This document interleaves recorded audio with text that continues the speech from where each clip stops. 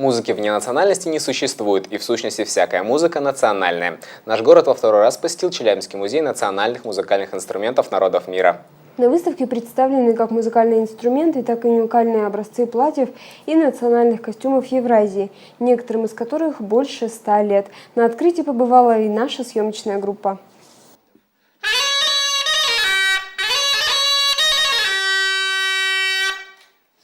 Детки, вставайте, бабы, вставайте, малые ребятки, вагоняй скотину на широкую долину, на широкую долину. Наш город во второй раз посетила выставка «Музей национальных костюмов и музыкальных инструментов народов мира». Основанный в 1988 году, за время своей работы музей собрал множество уникальных экспонатов. Национальные костюмы народов Евразии, некоторым из которых больше 100 лет, домотканные из крапивы, конопли и льна, марийские кафтаны, свадебные обрядные платья.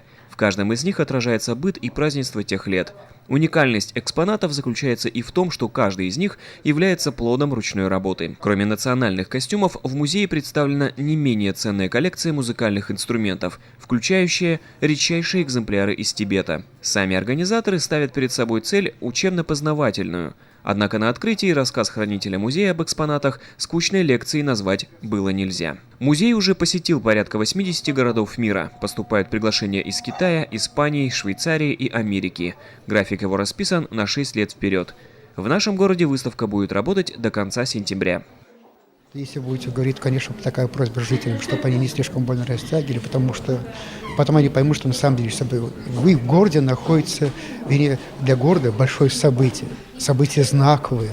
Впервые приехала огромная настоящая профессиональная выставка, уникальная программа.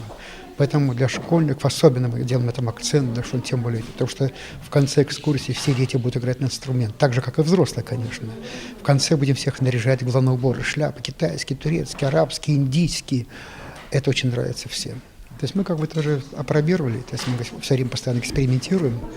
Вот, естественно, что-то было интересно, потому что ведь музей – это особое здание. Здание, где это как бы здание знаний, знание наук, здание истории, безусловно, духовной культуры, материальной культуры. Поэтому здесь нужно именно смотреть. Валентин Ефимов, Юрий Карпов, программа «24 МИАС».